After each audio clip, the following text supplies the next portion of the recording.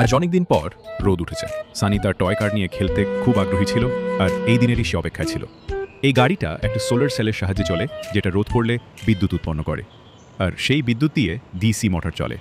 সানি গার্ডেনে গিয়ে খেলতে লাগলো, যেখানে দাদু গাছে পানি দিচ্ছিলেন।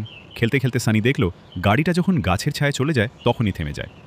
যদিও ভাবা যায় যদি গাড়িটা একটু সময় ছায়ায় চলতে পারে তাহলে আবার রোদে এসে যাবে, কিন্তু সোলার সেলের ভোল্টেজ তো একেবারে হঠাৎ করেই শেষ হয়ে যায়।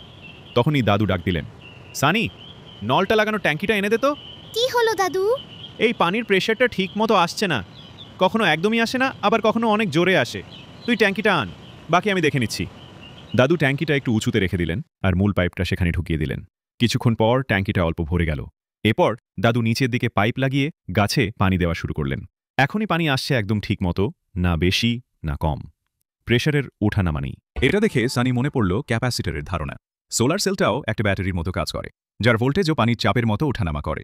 যদি ক্যাপাসিটরকে সোলার সেলের সঙ্গে এমনভাবে জোড়া যায়, তবে ট্যাঙ্কির মতো এতে চার্জ জমা হবে, আর ধীরে ধীরে একটা ভোল্টেজ তৈরি হবে। যেমন পানির সাপ্লাই বন্ধ হলেও ট্যাঙ্কির প্রেশার একদম জিরো হয় না, ঠিক তেমনি সোলার সেলের ভোল্টেজ হঠাৎ কমলেও ক্যাপাসিটরের ভোল্টেজ একদম জিরো হয়ে যায় না, ধীরে ধীরে কমে। আর যদি ক্যাপাসিটর পুরো ডিসচার্জ হওয়ার আগেই আবার সোলার সেলে রোদের জন্য ভোল্টেজ আসে, তাহলে ক্যাপাসিটর আবার ট্যাঙ্কির মতো চার্জ হতে থাকবে। মানে ছায়ায় ঢোকার পরেও ক্যাপাসিটর মোটরটাকে কিছু দূর চালিয়ে নিতে পারবে। সানি গাড়িতে ক্যাপাসিটর লাগালো, আর এখন সেটা কিছু সময় ছায়াতেও চলতে পারছে।